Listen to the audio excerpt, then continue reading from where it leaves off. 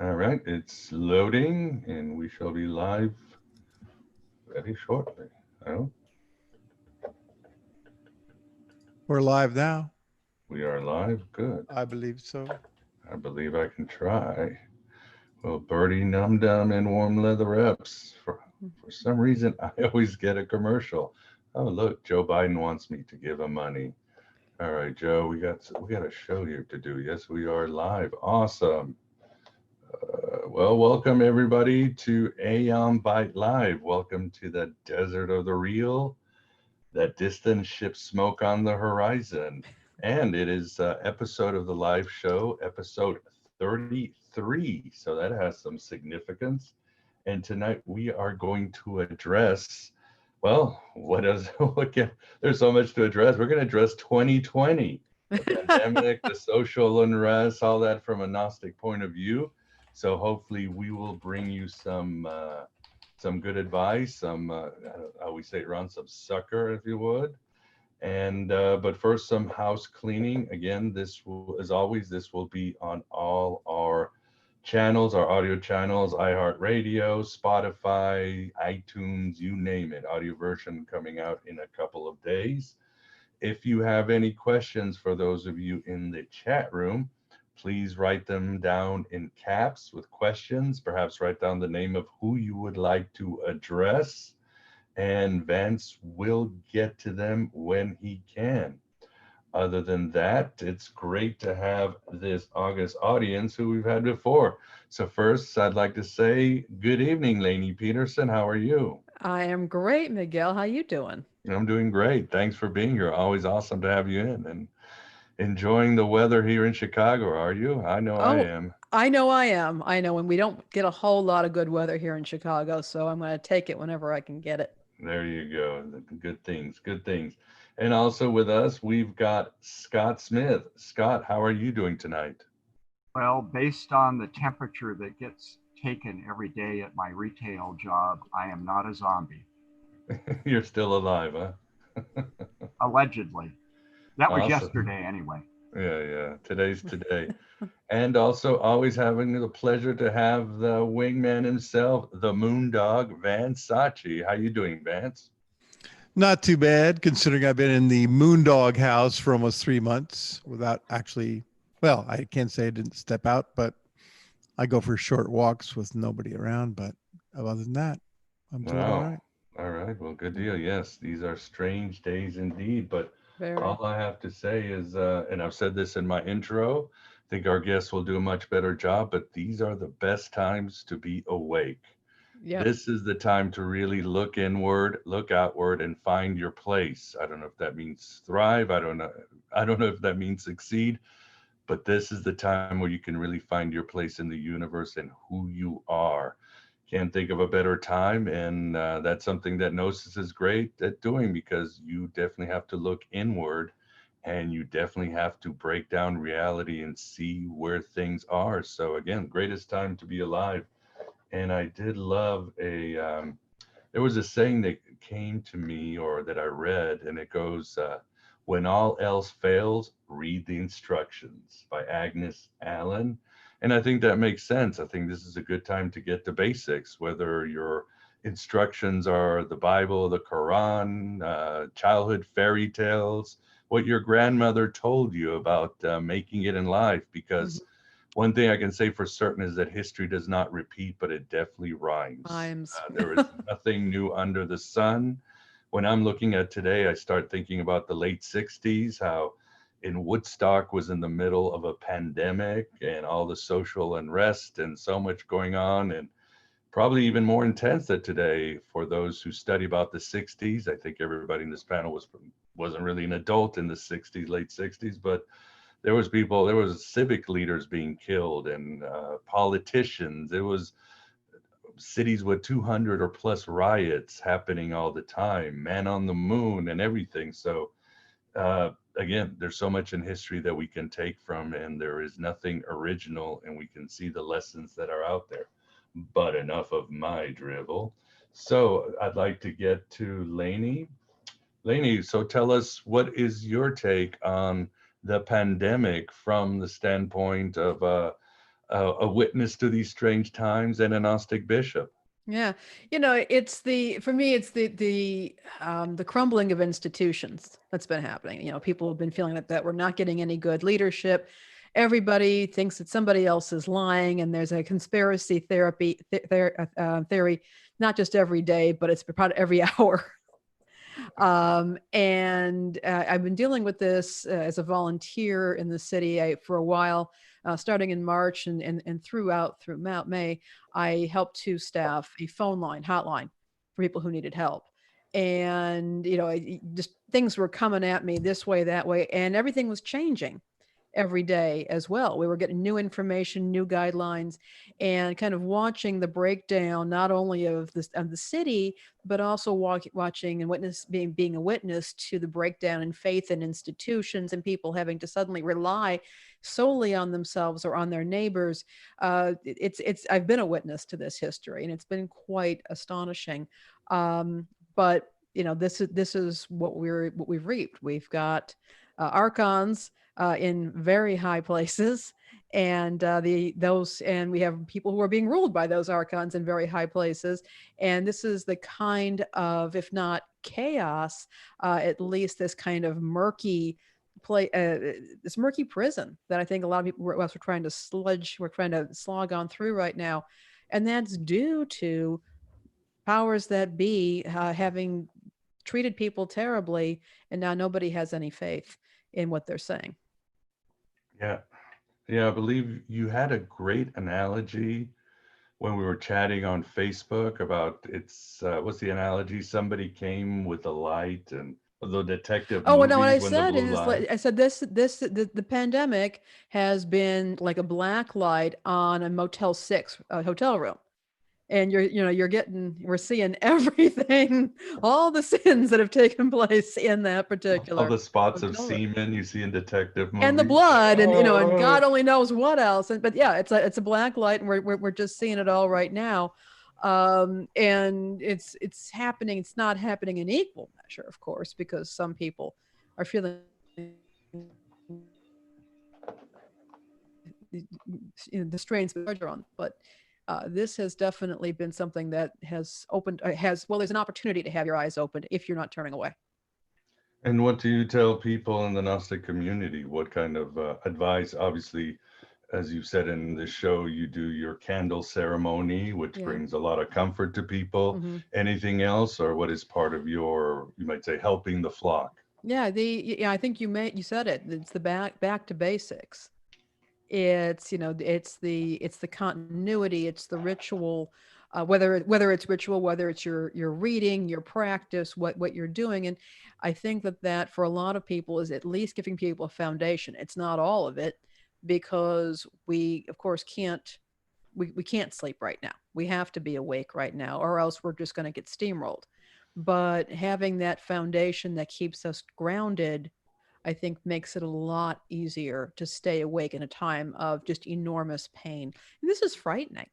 This has been just incredibly frightening for, I think, a lot of people, including myself.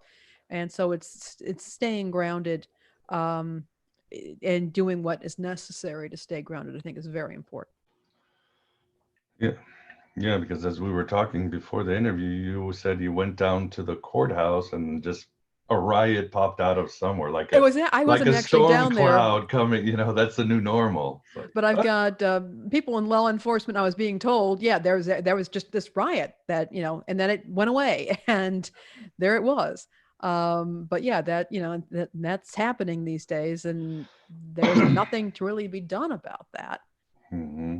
And even just familiar everyday things. Went into a corner restaurant over here, which is now opened. You can go sit in the parking lot. You have to order inside, but the entire kitchen and ordering area is wrapped in plastic, and you've got to conduct everything through a sheet of plastic.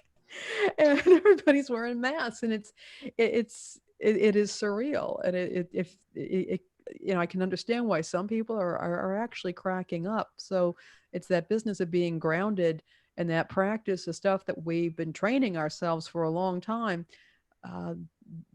Can't let that go right now.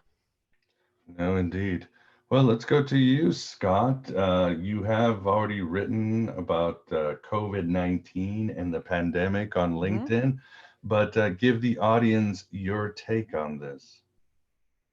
So I see this as a really revolutionary moment where essentially COVID-19 is the Trojan Horse that gets inside the fortress of the brainwashed masses.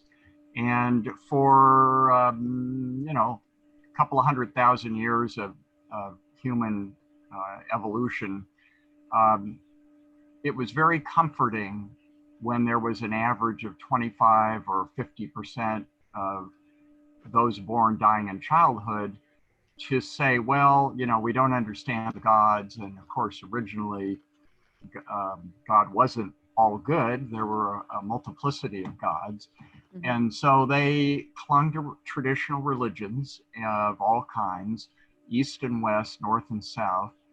And now that whole notion that we pretty much sealed ourselves off from for the last century into this 21st century ivory tower, where we haven't experienced a plague since the 75 million that died from the 1918 flu.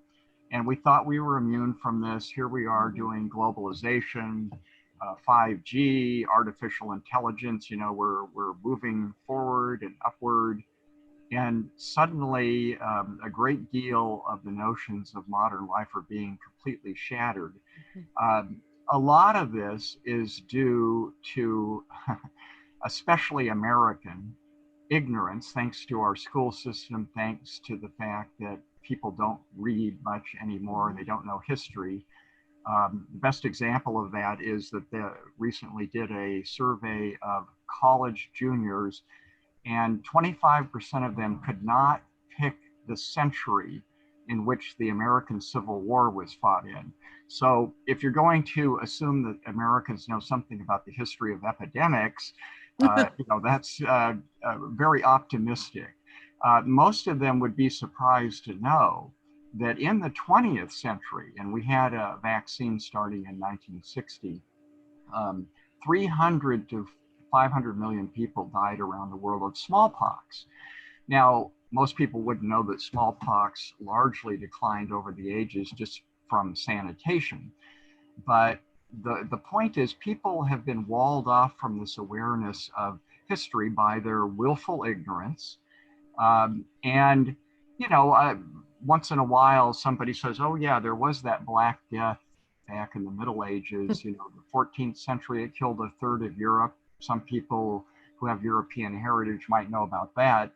Very few people would know that 95% of Native Americans, and that is the entire hemisphere, died of the diseases that the Europeans brought over.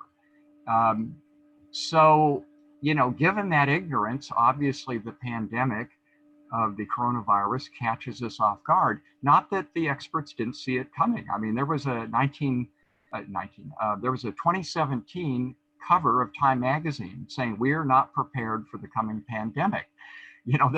It was really obvious, if you're going to do globalization and you're going to eat animals, especially in Asia where they have the exotic taste, but also our factory farming is introducing all kinds of diseases and antibiotics.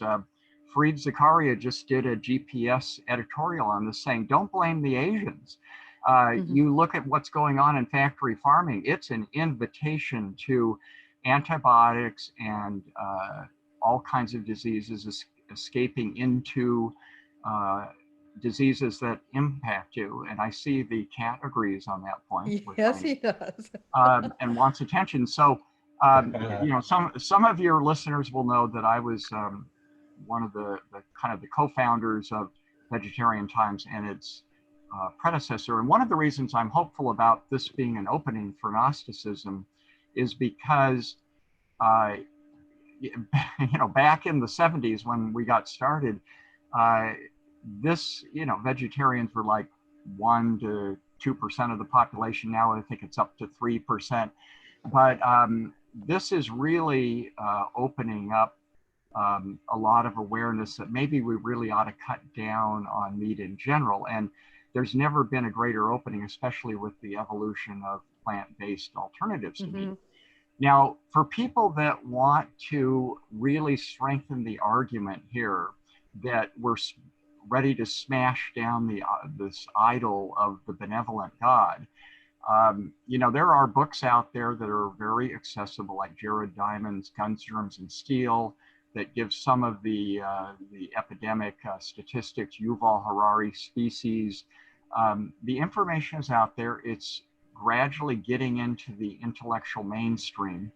But, you know, we don't even need the infectious epidemics to persuade us that the good God is a little out of date and a big lie, because how about cancer? You know, how about the 7,000 genetic diseases or the 400 mental disorders? How mainstream religion, East and West, got away with the idea, and also the New Agers that say it's all good. You know, God rested on the seventh day and said everything's very good. And this, all the while, you look at human history, and like if an alien came here, they would say, what the hell are you guys talking about? You have a disaster going on here. For all the New Agers that think, oh, well, don't worry about it. You know, you'll just reincarnate and into a better life. Not likely. You know, if you look at human history, you're going to end up, you know, in some ghetto in Africa or Asia or somewhere in rural China, just barely surviving. The evidence is overwhelming. For those who would like to kind of see in writing the documentation on all this, I recently did a blog, a very long blog, which you can find either on LinkedIn under my name in West Hollywood, California. I have a whole series of blogs going on there, and it's called The Case for Gnosticism, number 10, The Big Issues That Religions Ignore. It's also posted on the God Reconsidered page on Facebook for those who want to find it, and all the Eon Bide interviews. But the reason I wrote this was, it's so obvious that the creator of this world is not benevolent. At best, evolution is a thoughtless, you know, atheistic process. But if you recognize the supernatural dimension, then you've got to find something that reconciles that. And I think Gnosticism is the only path that does. So I believe that this is the opening we've been waiting for. And, you know, there's been this increasing number of people who are realizing that no traditional explanation for religions really works, and they're kind of in that agnostic space now. Now, one last thing I'd like to focus on, since I have a background in the healthcare field, I did write this thing called, for LinkedIn, called The Myth of Casual Distant Transmission of COVID-19. And I'd like to mention a couple of things that I think have distorted the discussion. First of all, look at the deaths per million in the US, 321 when I last looked a week ago, okay? Germany has a third of that.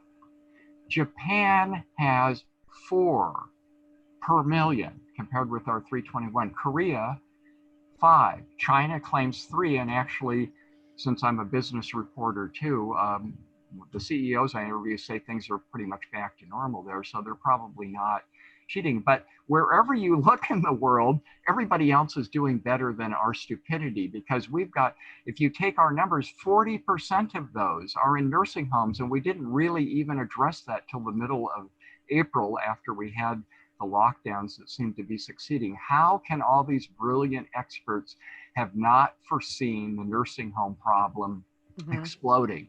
Now, you take 40% of the numbers away, and then the 321 deaths per million becomes significantly less.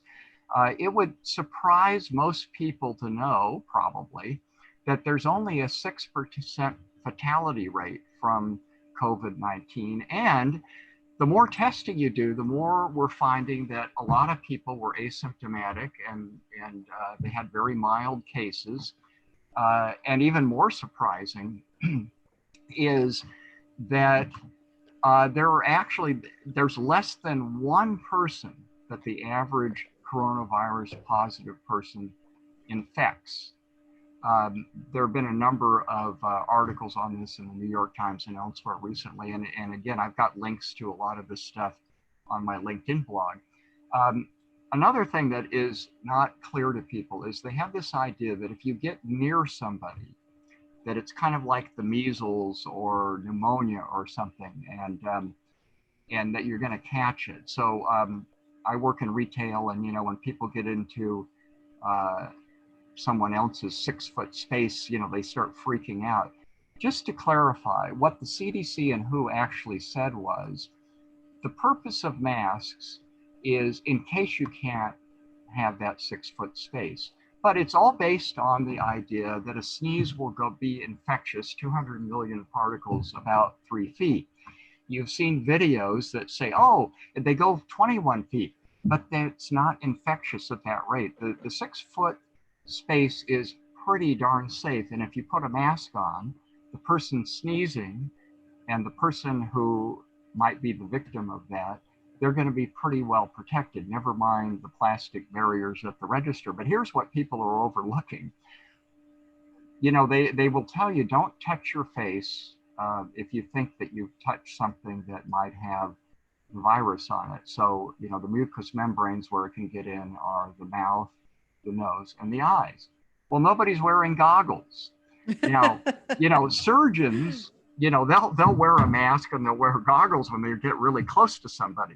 That's a different situation. But I see 4,000 people a day go through, and they have these flimsy little masks on, and nobody's dying in the aisles and stuff. So the notion that this is highly infectious and that with some sensible precautions, you may not survive, you may not even get out the store and stuff. This is all overblown. If you are careful and you particularly are good about sanitizing your hands and stuff like that, you're going to be safe. Now, there are situations where there's a theory that some people are super spreaders, and you get into a nightclub or a closed space, and people could infect each other if they're talking loudly in a bar or something like that at close range. But by and large, if you take sensible precautions, you can remain safe. And I'll add one last thing, and that is that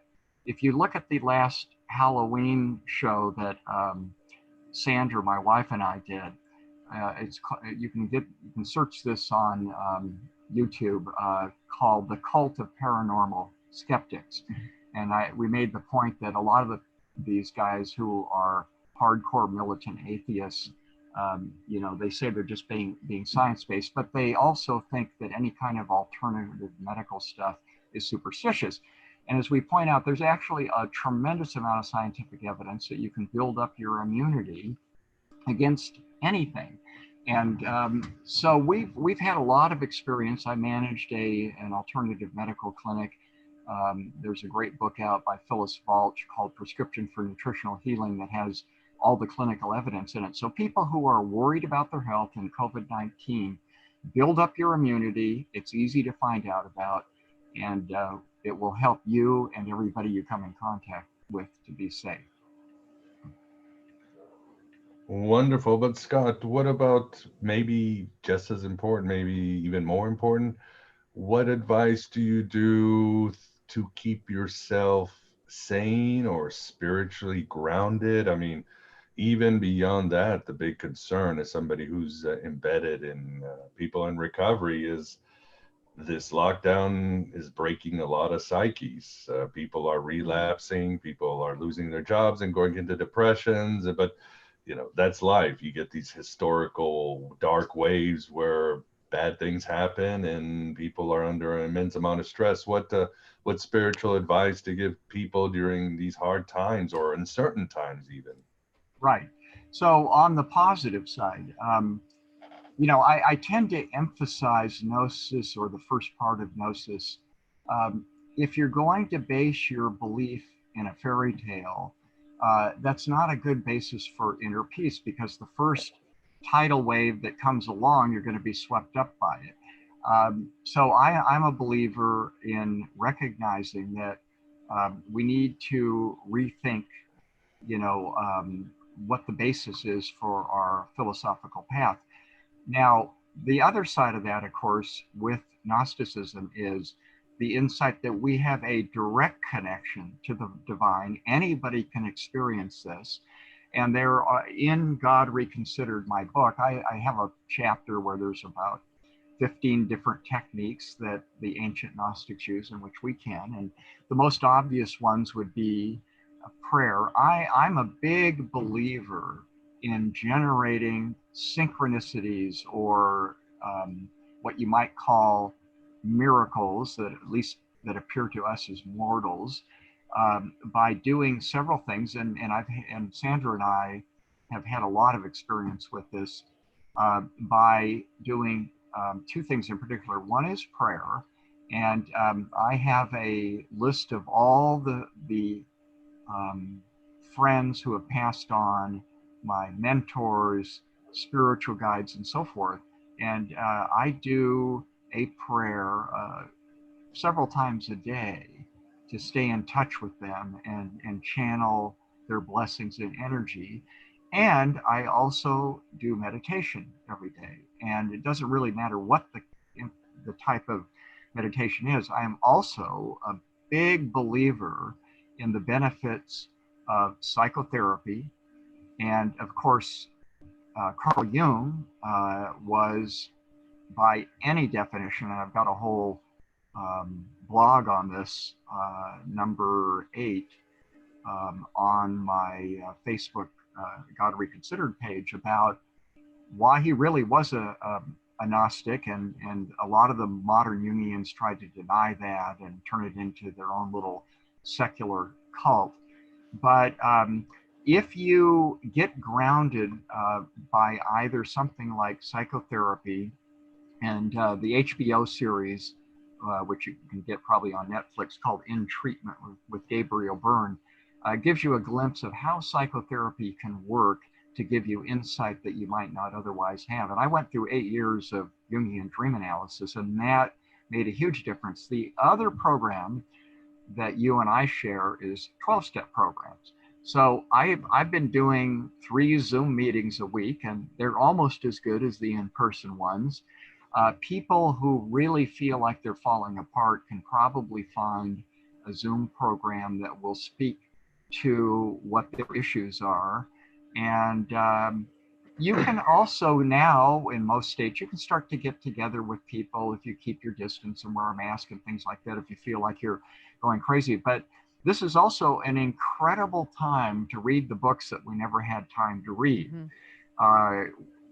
I think one of the things that you probably know better than I, Miguel, having gone through, and I'm still going through for the umpteenth time, your Voices of Gnosticism and other voices of Gnosticism, is that, our little brains don't hold the messages very long. You got to keep going back and reading the scriptures and reading the wise commentators and the scholars and spiritual leaders and stuff. Another thing is, I know Portland has some masses that are available, the Gnostic church there. And, you can probably find a number of esoteric meetings online. I'm going to my first Mass at the Los Angeles Gnostic congregation tomorrow for the first time in a couple of months. And so, to the extent that local churches are opening, you don't have to sit next to anybody, but you can go. And there is certainly evidence that the Mass of any form does tend to generate positive spiritual energy. A number of psychics have sensed it. So there are resources out there. You can go to the local Buddhist temple. I'm a big fan of the Hare Krishnas and I love going to their ceremonies, and go find something that will give you some spiritual sustenance to get you through these times. Awesome. And thank you. Quite a sermon there, Scott. And glad you're going to go see Bishop Heller tomorrow at the Mass. And man, I haven't gone to a meeting in like 2 months. Bad. And I hate doing online meetings. So I guess I need to get my manure together, but I have kept a very healthy spiritual practice. And yes, those books that I'd love to reread. So just as a quick update again, this is Aeon by Life. If you have any questions, please write them down in the chat room in caps, many question marks. We will get to them. There were some interesting ones I saw flashing down there. Everybody's giving some good advice on diet, spirituality, and all that good stuff. But so Vance, why don't would you like to give us your take of the pandemic, how you've dealt with it, or anything else, or would you just like to Sure. give us the questions from the audience, or both? Well, I haven't seen many questions in this session. I think people are just cogitating. So, and if anybody has had a question in there and I missed it, make it obvious, put it in caps or big question marks before or whatever. Oh, somebody wants to know what Aeon is. That's define Aeon. But Yeah, we can get to that soon. yeah, we'll get to that. Well, I see a couple of things in this pandemic. Number one, I see a breakdown of science because we have too many different opinions, and it's almost like, oh gosh, we've never seen a pandemic before. We've had the influenza with us for a long time. And I find it hard to believe that they don't know more about transmission than it seems that the unfolding events over the past 3 months have shown that they know. There have been a lot of things like the WHO said, oh, there's just recently there's casual transmission doesn't happen. Then they backed off on it, and which brings me to the next thing, which is the media has done a horrible job, I think, at well, they've done a good job at scaring people. They've done a horrible job at Fear porn, they're great at it. uh-huh. And for example, they keep on reporting, oh, number of cases. Well, first of all, number of cases compared to the population is a better measurement. And also it's the amount of testing is important, and they never factor that into the statistics. It's just, oh, we have more. So if they test more, oh, wow, we have an explosion of cases. Well, maybe I remember in high school, we used to have these debates in, between the high schools about gun control, right? And one of the things is that different cities reported, gun crime at different rates. Some reported a lot more, some a lot less. And so, that's when I first was exposed to this fallacy of statistics. And I remember seeing something with Bill Gates was in an interview, and he had a stack of books next to him, and one of them was the famous How to Lie with Statistics. Yeah. And I read that book. It's interesting. Long time ago. So our institutions don't seem to be doing a good job, and which brings me to the other thing, who's benefiting by this. And you can definitely see like both sides of the aisle are trying to benefit or manipulate, like one side wants to wreck the country so that, oh, we can save you, and the other kind wants to say, well, oh, we have the great economy and so forth, and this is just a little, it's like everybody's jockeying for advantage. I'm not going to blame one side or the other at this point. And then it's like we're being kicked when we're down, just when the COVID has really weakened the country's economy and gotten people down. Then we have, the unfortunate incident in Minneapolis where that guy was killed by, police brutality. And all of a sudden, bam, it's like a tinderbox. It's like lights the whole country on fire. Well, I think because we're all weak now, like it's like we're down, and that's why it flares up, like when there's no rain and everything gets dry, then like one little match just lights the whole thing up. So that's another thing. And the sacred cows, just about everybody is paying homage and laying down and being obeisant and everything as if they were personally guilty. And I don't like to see that. I do want to see people say that we should eliminate brutality and we should eliminate, thuggery on both sides of the street. But there's so much more, and the media only shows one angle of it. We don't see a good, and really, it's bringing out the inherent distortions that our media practices all the time. It's polarized. We got one side and the other side. What happened to the good old thing? Well, let's report what's happening and try to be balanced. What happened to that? I don't know. But the bottom line is, well, one more thing is, I think we have a population problem. We've got a lot of people, and that drives what Scott was saying, where we institutional farming and the antibiotics, things don't scale, doesn't scale. And I'm not sure if there's a solution to it. I don't know what the solution is, because you got all these people you got to feed. And so even vegetables, there's pesticides and so forth. So, even if we all went vegetarian, it wouldn't, and as one of the persons in the chat room pointed out, that wouldn't solve our problems entirely. So at the end of the day, we have a struggle between the collective and the individual, that age-old struggle. And it's endemic, it's just goes across the board. The struggle between the individual and the collective. And that's really, 1984, George Orwell, it was all about that. And we Gnostics, tend to like to be individuals, but I think you need a balance, because, what's good for the individual is not necessarily just totally isolate individuals. You got to have the support of everyone else around. And pandemics, I read some pandemics automatically bring out the need for the collective, because you have to attack the enemy as a unit. And so that's why these pandemic situations bring out this individual versus collective thing. So those are my thoughts as far as how I've kept it. I have to admit, my coping mechanisms aren't primarily spiritual, I don't think. And that kind of disappoints me. And I'm disappointed in myself that I don't have more spiritual resources. When my mom and dad died, I did have that. This time around, somehow I don't have it.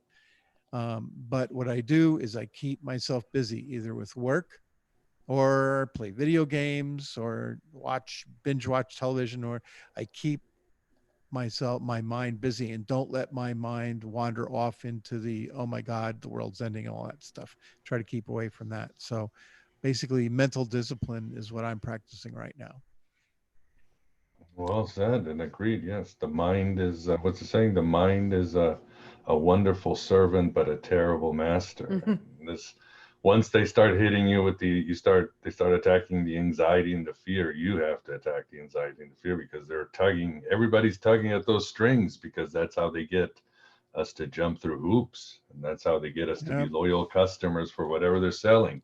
Again, doesn't matter which side, which corporation. Is like Lainie said, everybody's just exposed themselves as grifters. Pretty much everybody has an agenda. It doesn't matter what the body count is or the damage. And maybe it's my jaded Gnostic eyes. So follow the money, right? Follow the yellow and power. brick road. Yes, exactly. Somebody's benefiting. Somebody's getting rich. Somebody's getting very powerful. And unfortunately, both with the virus and the social unrest, it's the inner city people, the inner city small businessmen. They're the ones who get hosed, because that's how it usually happens in these eras. So, any questions from the audience, Vance, that you see? Well, I was blind while I was jabbing my jaw, so I saw some question marks. I couldn't catch them. Sorry, guys, in the chat room. Good to see everybody. Well, let me see if you see any questions. Good to see Amanda B, Pleuromic Pastry. I saw Occult Fan. Yeah, always a lot of good people and good insights. Welcome everybody. Altrusian Grace Media. Always good to see you. Here's a good one. How would the ancient Gnostics react to the turmoil we're in? Would they be on board to burn down the institutions? Would they be in agreement with Antifa? Here's one. Oops, that was me. I'll see. Let the rest of the panelists ask the question. I have bad news for you, or it may be good news, but I do think Antifa is Gnostic to an extent. Not fully Ah, Gnostic. Yes, they are. I hate to say it. I mean, I've talked to Chris Knowles about it. They will accept. I don't think the Gnostics would physically burn things down, but it was their intense rebellion against reality. And as Eric Davis writes in his new book, High Weirdness, things have changed in ancient times. Well, not for me, but in ancient times, Gnosis was a spiritual thing. Now Gnosis is akin to rebelling or going against the grain of society, going completely and violently against the structures of society. So in a case, I would say Antifa is Gnostic. I would also say QAnon is Gnostic. Again, uh, there's the ancient Gnostics were varied, and they would argue, and not fully Gnostic. I think they're forgetting one small component. But anyway, what do you think, Lainie, about the You know, question? I think it's an interesting question. I have to wonder if the ancient Gnostics, living under empire and in those conditions, would have been far less surprised about all this. I mean, one of the things that's struck me about this is many of us, and as Scott brought up earlier, we're being shaken awake because we've really gotten very complacent. And my suspicion is the ancient Gnostics would have had a lot more on the ball and not been caught out so unawares here. I'm, reminding when Scott was talking.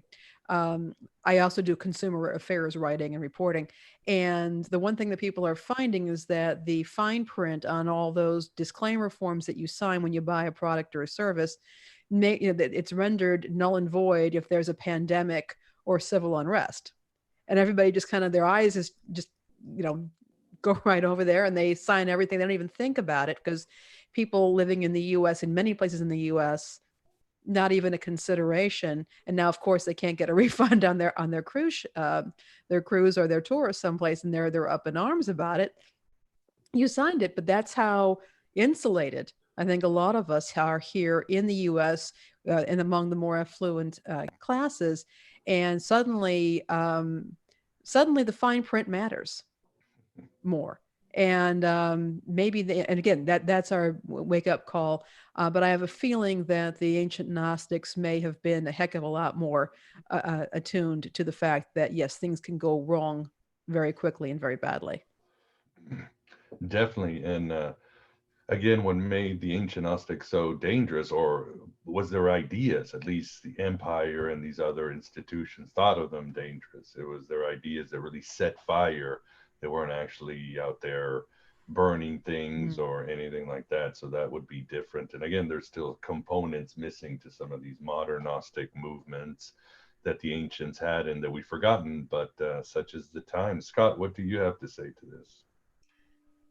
Well, I think that if you look at the historic Gnostic movements that were the most successful, in terms of their being widespread, the Marcionites, the Manichaeans, and even the medieval Cathars, they were very successful in making a difference in the daily lives of their acolytes. When you go back and you read such histories as can be put together, they were, I think everybody knows the Cathars were highly respected even by their enemies in southern France, but they had a tremendous impact on daily life in general, kind of the chivalry uh, ethic, you might say. And when you go back, those who were involved in the Manichaean movement, this spread from Europe out to China. They weren't particularly known as rebels. They were known mostly as good citizens. The Marcionites seemed to have a very positive influence. So I think it's certainly possible not to be Antifa member and still be a good Gnostic. Obviously, these things are open to interpretation. Like, what would you do, against the Nazis? What would be the Gnostic position? There's no dogma. I I like how Jerry Brown once described himself as a radical moderate. I did one of the Eon Byte interviews called Gnosticism in the 21st Century, where I made the argument that because Gnosticism has not been part of the power structure, there were some moments where there were some state governments in ancient times where the king became Gnostic or something like that. But, you know, by and large, we've been kind of out of the mainstream of political power. And I think that you can accept the fact that we got here somehow, probably, I would argue, based on the mythology by a cosmic mistake, as I've argued in God Reconsidered, and that that doesn't mean that we need to commit suicide to get back to our true home. I think that the consensus of the Gnostic seers has been, hey, we're here, let's do what we feel is going to be a positive thing in this society where we find ourselves. Let's not go out and be drug dealers and criminals, because that harms other people and harms ourselves and our family. Let's try to help others. Let's try to be supportive. And, you know, let's not buy 10 machine guns and go out and massacre people. So I think that there's this kind of sense in Gnosticism of what Jesus said was being in the world, but not of it. You can vote, you can support a political candidate you think has more of a good position than the alternatives, because somebody's got to rule. You can be active against evil. And, you know, if you feel like there is an injustice out there and you can be active in some way, I think this is all in harmony with an enlightened attitude that doesn't go to the extremes of either trying to force the unbelievers to join your cult, or completely disconnected, you know, up in our fortress, separate from the so-called real world.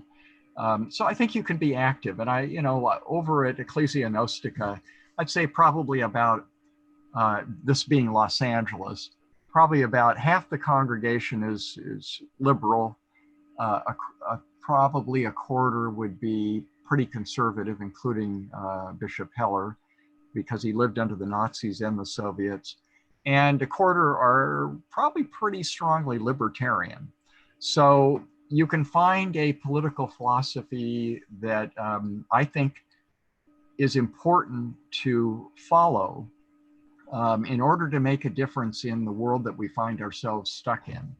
And so I've been involved in politics and trying to support candidates that I thought were the best choices. But, you know, we're living in an imperfect world. The founders of America knew that this was an extraordinary experiment that had never worked other than for a few decades, 2,500 years ago in Greece.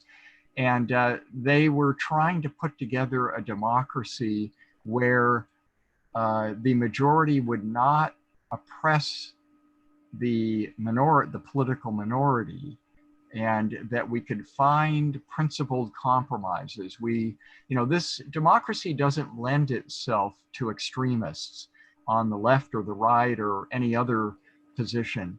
If you're going to bring about positive change, you have to not try to impose your viewpoint on everybody. You have to say, you know something, I really believe in vegetarianism, but I'm not going to, you know, ban meat, you know, or whatever the particular thing is. You have to say, you know something, I'm not happy with the fact that we're only going to get 10% change here, but if this improves public safety, or if this will protect people, it may not be the ideal solution, but, you know, when you're part of a secular society, you have to be involved in trying to improve it in some way. You know, pick a cause, whether it's maybe improving your school or, you know, electing candidates that are a little better than your current one. So I think there's a good argument to be made for Gnostics to be involved without getting too caught up in, you know, the PTSD of the daily news. Yeah, that is true. That was a long-winded way to tell us you're voting for Trump, Scott, but thanks for saying that. I doubt it. I doubt it. Yeah. Well, that's my thing is, yes, I want to help culture, but I am not buying into the two-party system anymore. I am done. I'm glad yeah.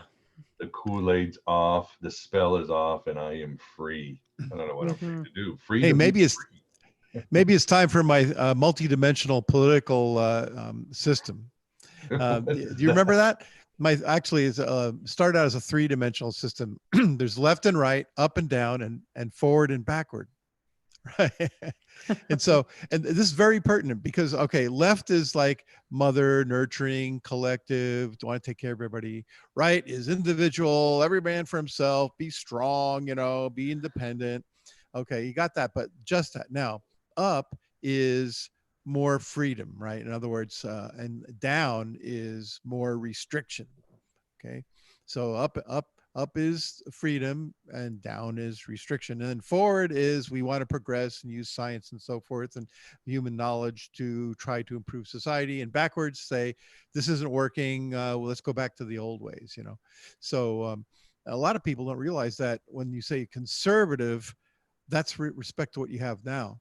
So in the Soviet Union, if you were conservative, you were a communist because that's what they had now. But so if we characterize politicians along the three-dimensional space as opposed to the unidimensional left and right, we might be able to see, you know, and there are all kinds, you know, there are people that are, you know, have socialistic ideas, but don't want to impose it or restrict people or so forth. They just want to make collectives and, you know, and the whole different combinations. But if we thought along those lines, we have to revise the way we think about politics. I think this left and right, Republicans, Democrats, everything. It's just not working. No, that's where I agree. Burning. That's one place I think we just have to burn it to the ground. Sorry. It's weird. Christian is asking questions in the Zoom chat room. I wonder why you want to just jump on. I don't know. Christian, you were supposed to be a guest. You don't have to ask questions, but I don't know. What name is he under? Well, you see under participants, there's 5. I was wondering, who's the 5th? Has the Holy Spirit joined us? Do you see that at the bottom, Vance? To the right of stop video? No. Oh, you don't get what I get? Yeah, I see wait it. a minute. I see it. Yeah. Oh, I see. He's in the Zoom chat. No, I wasn't even watching that. Yeah, it's like he's a ghost somewhere. I don't know. He's saying he isn't sure why he wasn't able to join. You just click the Zoom invitation from the email I sent you. But if he's on the Zoom chat, yeah, I mean he got into the Zoom chat. Hallelujah. Yeah, I don't know what he did. I think if you don't, with the webinars, if you click the link outside of your email, you become a participant. That's why you always have to click it within your email. That's what I've learned about webinars, different than Zooms. But so if you go see your email, Christian, you want to jump in, we're waiting for you. If not, ask away. You clicked the link. Man, the Archons have been hard on us tonight, haven't they? Oh, always, especially. Well, what do you expect from those who perpetuated the coronavirus? No solutions, please. Yeah, we worked very hard on our lab to bring this thing out to the world. Oh boy. Vance, any questions that you see from the audience? They're going fast and furious and having some interesting conversations. Yeah, well, I do have a couple I strained out of the chat a moment ago.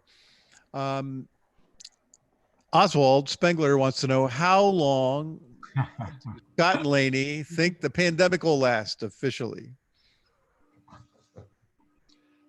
That's a bit of how long I think it's going to last. Yeah. Let's have Lainie first. Yeah, no, I mean, and as you know, I'm not a medical professional. I've been a volunteer, and that's all that I am.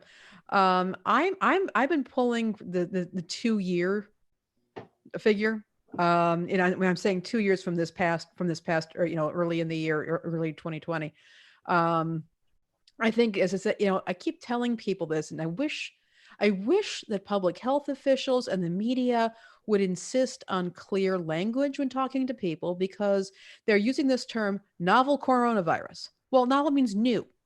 And you panicked people on the phone I'm talking to all over the place. And I said, look, novel means new. It's a new virus. We're all learning at the same time. Oh, and then they'd immediately calm down, and they'd be okay with the fact that they were getting different bits of information. But I think that it's, people are still getting up to speed with what this virus is, what it does. I've been reading some very weird stuff, some symptoms and some things that are coming up. And then we've got to work on that vaccine. There's got to be a trial. And then you've got to persuade a skeptical public to take the vaccine if they're willing to do that. So, I mean, I personally, I would say, or I'm going to say that we're probably looking at about 2 years from when it began to really hit here in the US. But that's just my layperson's opinion. Wow. Yeah, I don't. I'm gonna say it right here. I think I've only told Vance this, but I think it's man-made, and this is completely anecdotal. I have no facts to it, but the only fact I have, and I told Vance, is I actually had the virus in March. Somebody in our office had. He had to be hospitalized. And I just had a really bad flu, but I've never hallucinated with a flu before. I was just like, I was seeing things, and I felt like I was being invaded. I kept telling my wife I thought I'd been possessed, and then later we find out I had the virus. So, but again, this is complete speculation. It's based on a vision. Not all my visions come true. So, and it's neither here nor there. So, what do you think, Scott? How long will the virus last?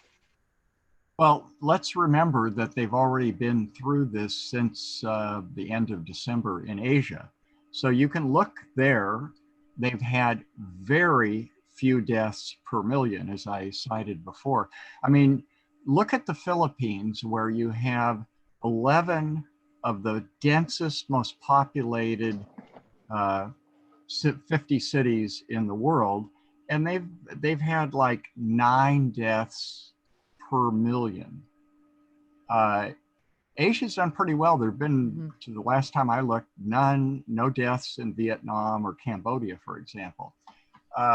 So and from the CEOs that I've interviewed, the factories are up and running and so forth. Now, 20 years ago when I was in Japan, every 10th person had a mask because it was impolite to infect other people. And I thought, man, you'll never get Americans to do this, So the Asians are a little more used to kind of working with restrictions, especially with more authoritarian regimes and stuff. And we're dumber and more independent and you're not counting China, are you? Because those numbers are juggled. I looked at that graph, and all of a sudden, so somebody decided. Let me answer the China thing. Forget about China for the moment. Look at Taiwan. They have like 0.8 deaths per million. And you go through Korea and you go through all of Asia, and they're in line with China. So China's not unusual. And as I said, the factories are running again. Now, they are doing their social distancing to the extent that the crowded Asian cities can. And they're used to using masks, and they do contact tracing, which I know is anathema to Americans. But they've been very successful at controlling this without a vaccine.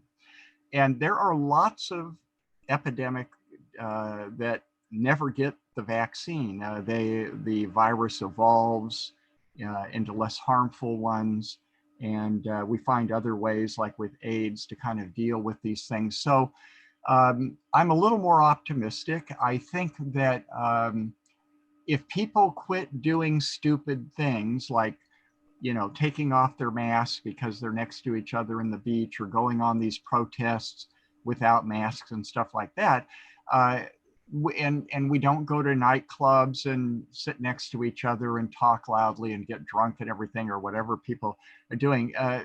We can significantly reduce it. I mean, here in California, our deaths per 100,000 is about 11, and you can compare that with New York, where they did a lot of stupid things. And really stupid things.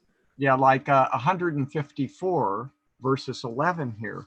LA County is a kind of a similar kind of thing. And remember, 40% of the deaths are due to the nursing homes.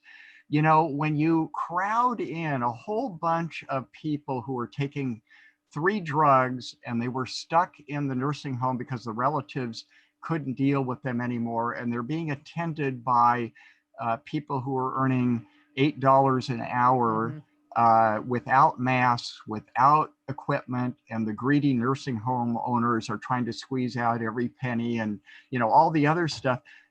The experts should have seen this coming. This was all preventable. You didn't see this kind of thing happening in other countries. Just logic would have said, before we started celebrating the middle of April, the success of the lockdown, we could have significantly reduced this. So now that we've learned a few lessons, hopefully people will be sensible. There's no conspiracy just making this thing up. This is a real thing. And, whatever the origins of it were, we have to deal with the fact that it's here. And, I was surprised to hear Fauci say that he thought it was plausible by December to have a vaccine. Of course, it still has to be distributed, and people have to take it and all that kind of stuff.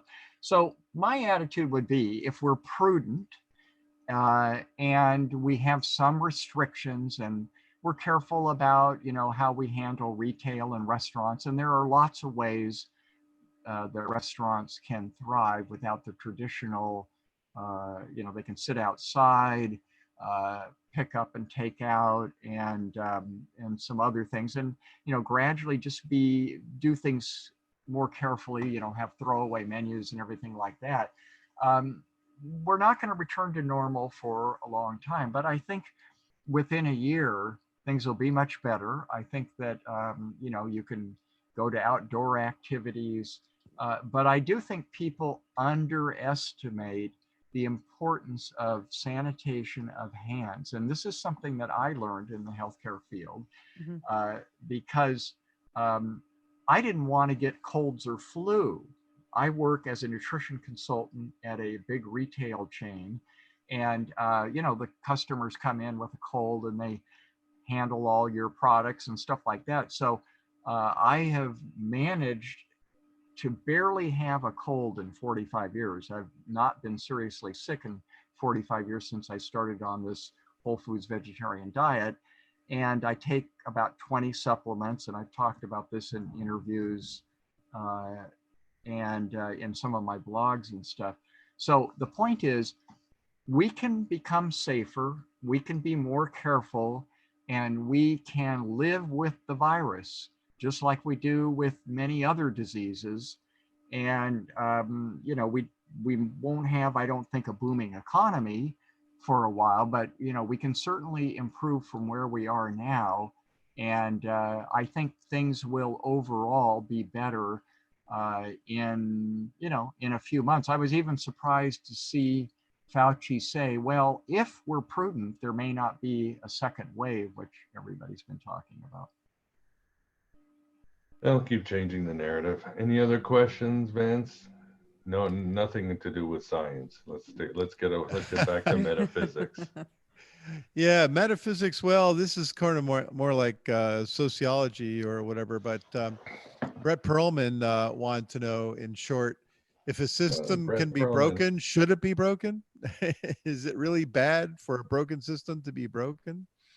That's the question. That brings up, in my mind, all the revolutionaries. Yes, we're going to make it better, and we're going to break the system, and we'll put up our new system. But whatever, it's in the Gnostics. The early Gnostics. They wanted to overthrow, or actually, I can't even say they wanted to overthrow. They wanted to have their system, which they thought was right, overshadow orthodoxy, right? Yeah, I think what I always say to these, the Gnostics were obviously anarchists, but in a different way. I think what's the famous saying by, I forget the professor who said it, the awakening of any individual is a cosmic event. And I always say the awakening of any individual is a cosmic rebellion. So your awakening is going to be going against the grain. It's going to be rebel, and it's going to find new avenues. And of course, the problem with revolutions is, what did Philip K. Dick say? To defeat the empire is to become the empire. So that's why we're always in that sort of Chinese finger trap or double bind, is what do you do? So the answer is keep waking up, and the answers will come. So, I mean, this is the world we live in. Yeah.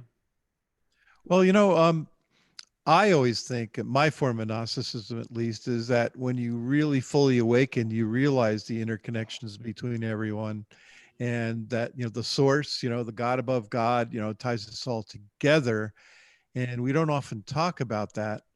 We don't want to drag people into that crazy world that's not understandable and the unknowable and all that. But if we get to that point, maybe it all makes sense. Maybe it can resolve the polarities and so forth.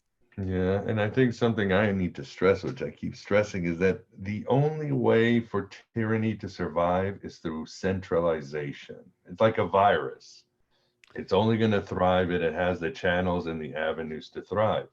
So therefore, from a political point, and of course the Gnostic myths back this up, that the demiurge is a completely centralized control system where he watches everything. And the pleroma is sort of like these communities of pairs of aeons flowing and sort of helping each other. So if we want a better country or nation moving forward, where there is not so much corruption from the government, where the media, the corporate media, has so much less power to really turn up the pulse, we have to have a decentralized system. So there is no other way, because if not, that the infection happens. You get somebody wanting control, and the entire organism is sick. So Yeah. that's what I'm gonna keep stressing. And you guys, let me know if you agree or perhaps you disagree. But Well, I agree. I would say that, let's look at the American Revolution. How successful was it? This was a revolution of moderates, you might say, because they recognize that when you have so many differing opinions, you've got to try to find some common ground if you're going to manage this material reality. And they weren't extremists in this ideologically. They were more pragmatic, and they were idealistic without being, you say, philosophically revolutionary, other than the idea that maybe we make democracy work. But they were believers in finding principled compromise. Now, obviously, a lot of them, like Thomas Paine and Patrick Henry, and I've written pretty extensively about the American Revolution, they fell out, they were disillusioned, they were alienated from the founders, and especially when it came to the Constitution. But I would say it's not a contradiction to try to improve the system as it is, and then also work towards something much better. I actually used to run an organization that was interested in trying to abolish the Electoral College. And most people don't realize how close we came to actually doing something about it under Nixon, because, of course, he had been perhaps cheated out of the election when he ran against JFK. There's a lot of debate over that. And of course, we had because of Chicago, right? Now, The so we dead had- voted in Old man Chicago. Daley raised the dead. Yeah, we we had- really we did. That's had- what made the difference. Yeah, we had these. They were cheating on both sides, so it's kind of debatable. But of course, Yeah. we had the election with the 100,000 Nader voters, and I've interviewed Ralph Nader and respect him, but I disagreed with him politically on this. And they surveyed some of the 100,000 later, and 60% of them who voted for Nader said, well, maybe we shouldn't have voted for him. And of course, it came down to a Supreme Court and 534 votes in Florida. And then we had, of course, the 2016 debatable election. I think the problem with the current electoral college, and this is where I'm giving an example of how I, tried to work on the bigger picture, is there's nothing in the Constitution that says it has to be winner take all. Part of the problem which I have with our system now for presidential election is that it only counts the majority vote. So if you get 51% of the vote in a particular state, you get it all. And that's not in the Constitution. That's not mandated. And what that does is it takes away the vote of the political minority in each state. There's no one person, one vote, which the Supreme Court affirmed is what the Constitution is supposed to give everybody. So the point is, you can pick a cause like that, or maybe supporting the Green Party, or whatever is the higher ideal, and pursue that, and at the same time pick an assembly candidate, a city council candidate, or something that you think is better than most. And there are many idealists that I've met in my involvement in politics, and try to support them. And I think it is important, when there is a big difference between the candidates, to do something for the person you feel is the better person, because they're going to impact your life. Mm-hmm. Whether your belief is that there should be taxes diverted to help the poor, or that you think that business is being overtaxed, or whatever it is, you cannot divorce yourself from the pragmatic realities that somebody is going to take that power. Right. And, you can kind of disconnect from our higher spiritual path and just say, look, we are all connected. If we believe, as most Gnostics do, that Jesus was the bringer of enlightenment, he didn't actually try to overthrow the Roman Empire. There was an accusation of that, but in reality, he advocated trying to get along, turn the Roman coin over to the emperor if that's what's required. So I think we can do both things at once, and everybody's going to interpret that in different ways. But now I'd like to throw out a little more controversy while we got a little time here, on a philosophical basis. And that has to do with, you can take Gnosticism a little further here on looking at the chaos that the virus has caused, and I would do that in two ways. One is, there are many different versions of the Sophia myth, the notion that Sophia kind of came down out of the heavens, out of the pleroma, and something happened. She got too ambitious for knowledge that maybe she was not supposed to have, and the net result was the birth of the demiurge and the creation of the material world. And I think there could be some truth in that, some literal truth, if you believe that entities exist, which I do. And that is that, you can argue that evolution, which took about 600 million years, wasn't guided by intelligent aliens. It was just kind of perking along. But there may have been some intervention bringing about human beings.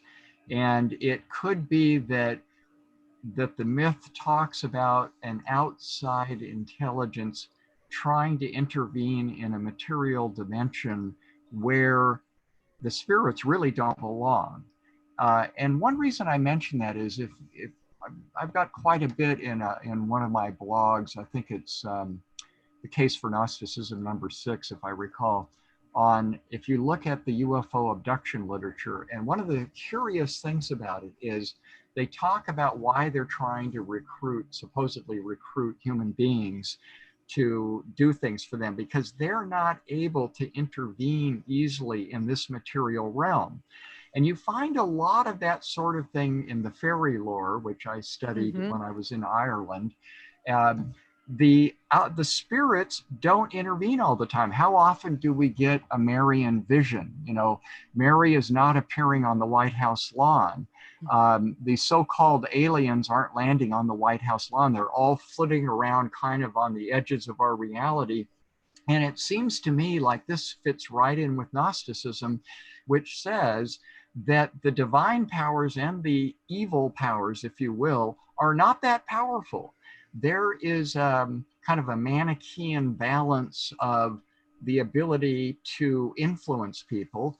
And if you believe in demons, or you believe in the archons or entities that don't wish well to human beings, and there's actually a lot of evidence for what you might call demonic possession, then this would kind of explain the Sophia myth, that there was this intervention from another dimension that went awry.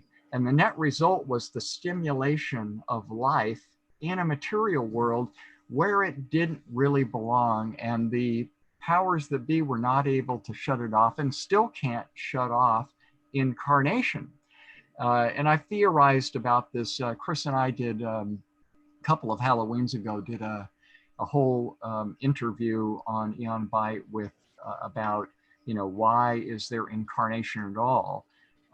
In my opinion, and this is something I've argued in my blogs and so forth, why don't people come back from the dead? I don't think by and large the near-death experiences are kind of anomalies, but you do have spirits appearing occasionally. So my point is that this reality is tough for the gods to interact in. And it kind of goes with this book I've mentioned before called Lucky Planet by David Waltham. He argues that, we may think that there are a million planets with life on them and stuff. He argues otherwise. He said the particular conditions that allowed human beings to emerge and stuff are basically mathematically impossible to duplicate, because you have to sustain many different processes for a very long time, keeping in mind that 99% of species have gone extinct. It's pretty hazardous in this reality. But I think that if you conceive of this, the fall of Sophia as an accident, then it explains a lot of what's going on here. Smallpox is not God's will. It's, as Deepak Chopra and the New Agers say, oh, it's all good, it's all meant to be, you're doing what you will. No, this is a disaster. And the chaos, there's all kinds of diseases still out there going on for which we don't have vaccines. And, we'll have another epidemic. Thank God Ebola didn't get here. So that's my first bomb I'd like to throw in there for reaction. And the other thing is that I think what I call Gnostic chaos theory also ties in here, which is everybody, every religion, and including the New Agers and even Gnostics who want to try to say, oh, well, we're here for a grand purpose. God meant for us to be here, and we have spiritual lessons, and, you can learn from adversity and all that. And all this kind of assumes that you can control things. Let's set aside, again, the quarter of humanity who died in childhood, which didn't really even give them a chance to, learn all these spiritual lessons and stuff. This is good news for free will, you might say. And that is, if you accept the chaos is good in the sense that things are not predictable. There is no predestination. We are not stuck with our genetics, the limitations on our free will. We can try to do the best we can to make the best of a difficult situation. We're stuck on a desert island here with a limited amount of food and guidance and everything like that. And, we can be Robinson Crusoe and try to make the best of it, even though it's not ideal. And the fact that things are not fated or predestined, the fact that all the religions are wrong when they say, listen, God gave you this fake free will, he created your genetics and he put you here in a family and social circumstances that weren't ideal. And then he washed his hands of it. He said, hey, you guys are responsible for everything that happens to you. You get cancer, that's your bad karma. That's nothing to do with me. And so I think the Gnostics can say, hey, we can recognize the chaos of the world and say it's not our fault and it's not the high God's fault, but whoever created our situation here, be that evolution, a higher intelligence or a higher unintelligence, aliens, whatever you want to conceptualize that, this really is not our fate. Our destiny, and I've come to believe since God Reconsidered was published in Universal Salvation, which some of the Gnostics believed in, and I believe that the near-death experiences, the more I've studied them, show that ultimately everybody will escape into the pleroma, into another dimension. We're not going to come back, and that's good news. And we're not going to go to hell. Some of us aren't going to go, to limbo. We are all destined to escape, and the demiurge is going to lose us. Quite a journey right there, Scott. Woo. Say hallelujah. Hallelujah. Hallelujah. Indeed, I think that was a question about politics, and Scott took us for quite a ride through the spheres, through the 13th aeons. Great stuff. Vince, any comments or questions from the audience? Yeah, Dr. Joanna Kuyawa, our great friend, wanted to point out that, yes, the lockdown has exposed the artificiality of our pre-lockdown days. We're forced to see our demons, personal and societal, and face them. And I know that's true of me, Some people are cracking under these demons. Isolation, depression, anxiety, not being able to handle all the news.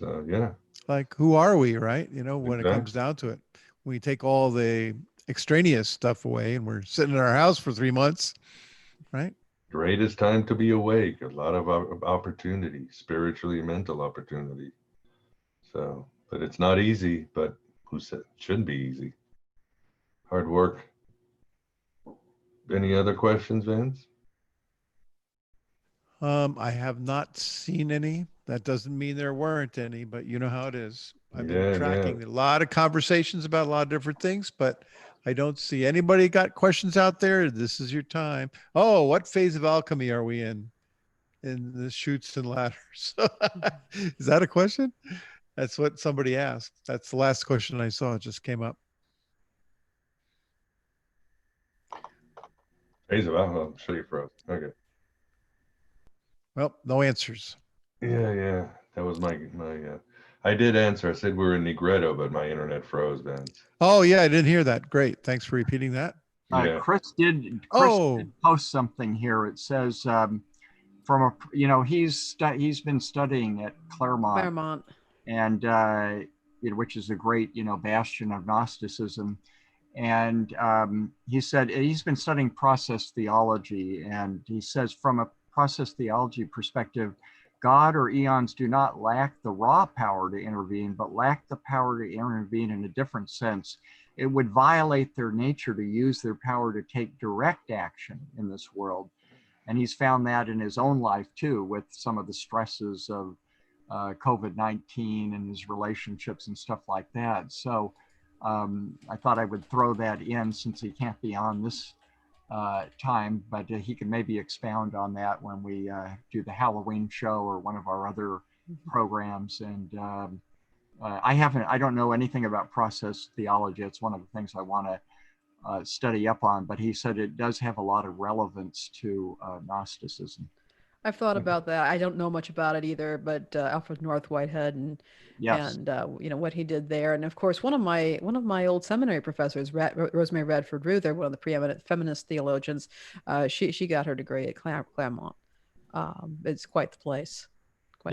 James Robinson, the great author of Gnosticism, many of the some of the guys who translated the Nag Hammadi texts and so forth. And there's a professor now who has kind of come into the fore. I forget her name, but she teaches some of the Gnostic classes there.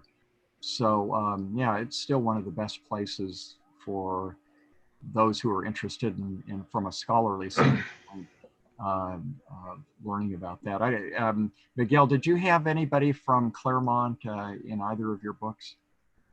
No, and I never had the honor of interviewing Professor Robinson. I don't know why. I don't know what had happened, but Yeah, rest in peace. I was reading the Nag Hammadi library the other day, and you were talking, Scott, about how you miss something or you need to reread things. I Mhm. almost fell out of my chair. I almost felt like it was some sort of Mandela effect. But there was one passage, and he's talking about the fall of Sophia. And we're talking about Sophia, why she wanted to create without her syzygy, or she wanted to get to know the Father. He writes us because he wouldn't have sex with the other Aeon. And I was like, how did I miss this one? It's like, and of course, this is going right. He's putting a sort of Lilith stance to this, obviously, and it's giving, there's a million ways to slice Sophia, but it just cracked me Mhm. up that that was there, what, 40 years ago when he wrote it. I know it's kind of newer. I mean, like Alex Rivera in his book, The Sun, Lady, and Veil, he's talking about he proposed that Sophia rebelled because she had an orgasm without her syzygy. In other words, there's an ultra feminine stance that's being put on Sophia, and it's actually connecting her to the ancient goddess Anath, that this primordial warrior goddess. And I think it's got I think it's good. I mean, I think it's actually pretty accurate, especially when you read Clive Prince and Lynn Pignet's book, When God Had a Wife. But I thought it was funny that James Robinson was speculating about this again 40 years ago when nobody else has really touched that. So, Yeah, I did a review on my LinkedIn blog of that, the When God Had a Wife.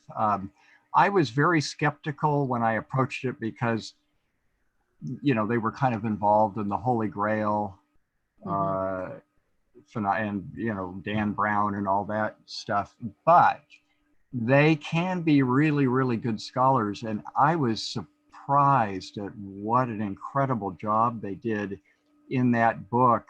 a very good book. For reasons that, when you go in the review, I went into some of this. I couldn't comment on some of it, but boy, they dug up a lot of fascinating stuff about early Judaism and the Samaritans and a lot of the feminist stuff, and how basically a fraud around 621 BC kind of invented the Old Testament as we know it. The priests decided to kind of pretend that they found this secret document of what the prophets really meant, and all that stuff. And that kind of led to the creation of Judaism as we know it, or the Israelite religion as we know it. But, it was very, very different. I'd recommend that book to anyone who wants kind of an alternative view of ancient religion, and especially kind of the early story of the Israelites and the alternative history there. It's got a great exposition or summary of Simon Magus, and it's only like 40 pages, but it goes on the latest scholarship and so forth. So it's a good one. Oh, there's an interesting question. How did the Gnostics view suicide? Anybody want to tackle that one, or or I can? Well, I hate to be the one to jump in again, but I think we get this bad rap because there were a few, very few Cathars, I think especially in northern Italy, who did engage in ritual suicide. But you don't actually find, surprisingly enough, you might think, since we have a rather cynical attitude about this world, but in the actual ancient Gnostic movements, they were very positive influences respected by their societies. And, they didn't burn things down, they didn't kill themselves. It's not, even though the revelation is individual, it basically, the tradition seems to be, look, we're stuck here and let's accept that. It's not going to help anybody for you to go to your bliss. So while we're here, do the best you can to, follow the teachings of Jesus such as they've been preserved. And there are, I think that even though the New Testament is really screwed up, there is a pretty consistent teaching of Jesus about helping others. And, we should try to be known as good people and ethical to the best of our lights. And I don't think that suicide really serves anybody other than being fairly selfish. Now, that said, I don't think any of us would fault somebody who is in a great deal of pain for, wanting to have someone give them assisted suicide. But strangely enough, that's not something the Gnostics really engaged in overall. You sparked something here. I'm fond of saying that Jesus didn't talk much about being a good citizen, but he did talk about being a good neighbor. And if there's one thing that this pandemic has taught me right now, along with the protests that are coming up, is the importance of being a good neighbor. It's so easy to ignore your neighbor when everything's going just hunky dory, but when you go to a store and there's only so much toilet paper or bread, it's okay. Yeah, I have to think about my neighbor, the people who live close to me, because right now we're all affecting each other, and we could be infecting each other at the same time, and we have to be that much more aware of our neighbor. So I think that if there's one thing that's been happening with this pandemic, particularly for those of us who are Gnostics or even Christians, is that notion of who is my neighbor and how can I love that neighbor right now. And that's been very important, at least for me, over the past few months. Well said indeed. And not even your neighbor, but try to love all the people with different opinions on social media, who you meet at shopping, whether you're for or against masks. Have some compassion to try to, they're just working with the data they have in their heads right now, and they're probably in fear, whether they're wearing a mask or not, or whether they're whether they're marching for this or that. So that's the hard part, is to try to understand or have compassion for other points of view, because people are suffering from fear, they're suffering from anxiety, and they're in a big unknown, and it's easy just to cast our shadow on them or judgment outright. So yeah, and as far as the suicide, I would say no, we should not play the theme of MASH if we can help it. I think Scott is right. And well, I don't know about right, because yes, the Cathars doing the Induria, which is what that ritual where they were like, oh, I'm enlightened, I'm just going to sit down and wait till I die. And they were given water, but they just sat down and wasted away. It's still, I don't think we have any direct document. I think it's still the Inquisitors or the Catholic Church writing this. So we can always never be 100% sure. But no, I mean, obviously, the purpose of Gnosis, which again, a lot of these modern movements forget, is it is ecstasy, and it is to be a complete human being. It is a complete alchemical transformation. And to be a complete human being is to be divine, because the Gnosticism is humanist, and it does believe in the intrinsic divinity of any person who is, we're all divine, or God's in the becoming, but that is to be a complete human being, is to be fully divine and fully in the world, present and useful to the world.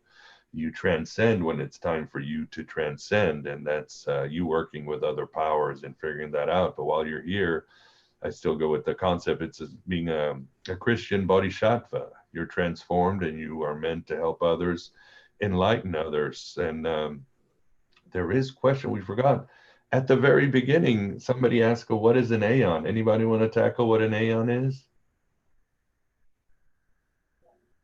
No? I'll say something.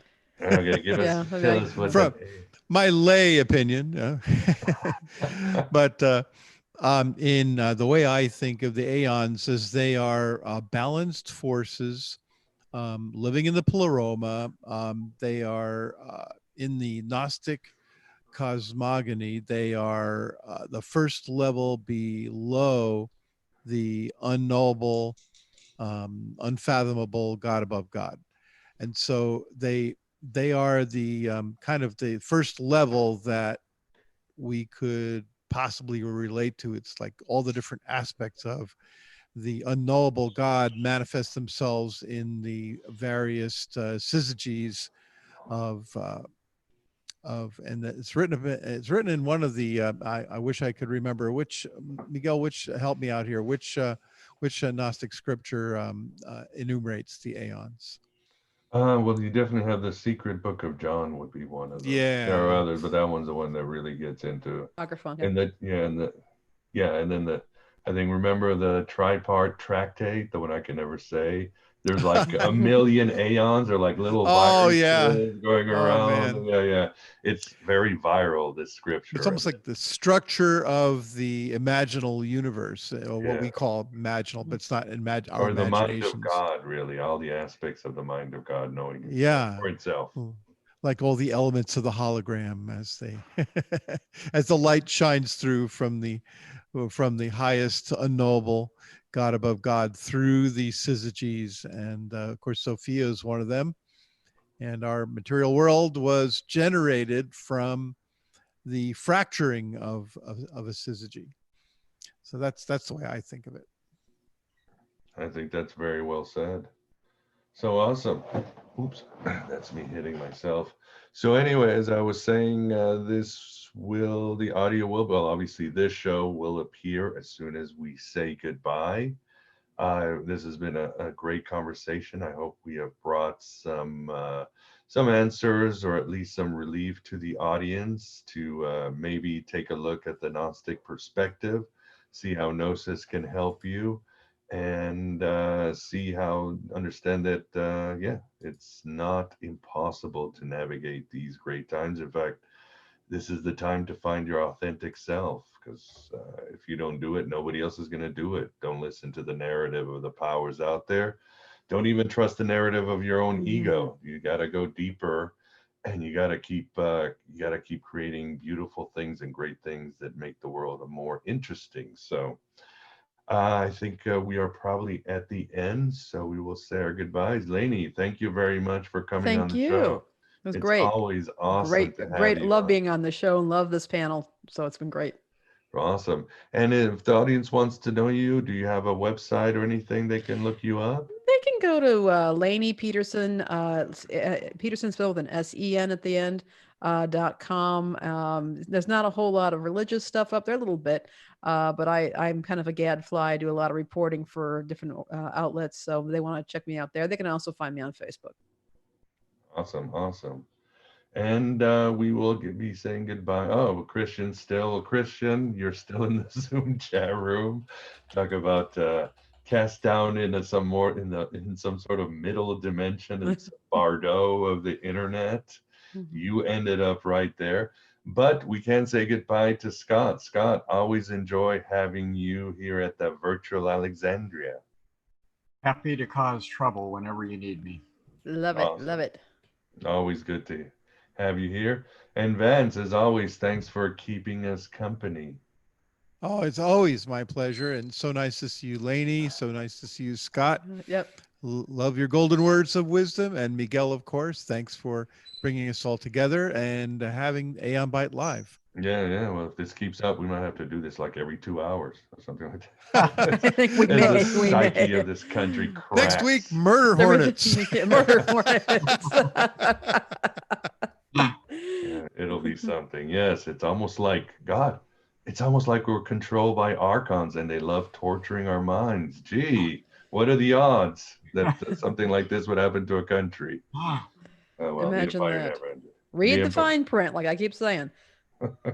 Yeah, read the fine print. And as I'm gonna say goodbye with the same thing that I started the show with, which is that quote by Agnes Allen: "When all else fails, read the instructions." So this is a good time to read the instructions. So for all of you, whatever the instructions are, only you know what the instructions are for yourself. But for you in the chat room, as always, I enjoy your company. I enjoy seeing your comments and your questions, interacting with you. Please support all our guests that are here. Please support this show. Please support any alternative media out there, because what's been working is not working anymore. As Lainie said, it's once you shine a light, you get all this horrible thing and the rats are coming out. So support alternative media, support those who are helping the least of our brothers. So with that said, Thank you very much. And as I like always say, hello and goodbye as always. Thank you. Take care.